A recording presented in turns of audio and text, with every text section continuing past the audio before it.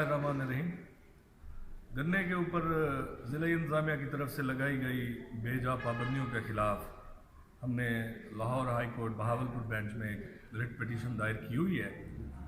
उसका आज उसकी समाअत होनी थी, तो सेम डेट में मुझे डीसी रहीम खान की तरफ से भी तलब किया गया और केन कमिश्नर के पास भी जाना था। तो मैं आज रहीम खान आया हूँ। मैं हैरान हूँ और परेशान हूँ कि दो जगहों पे एक ही वक्त में लाहौर भी और रहीम खान भी मैं कैसे पहुँच सकता था। तो मैं रहीम खान तो आज आया हूँ, डीसी साहब से मुलाकात भी हुई है हमारी सबकी, हाजी यासीन साहब हमारे चेयरमैन साहब और जमील नासिर साहब, मलिक जाहिद असलम साहब, जाम एमडी गांगा साहब। तो हम लोग आज डीसी साहब से भी मिले हैं, उन्हें भी अपनी ये सारी मामलात, सारे मसाइल सारे उनको बताए हैं।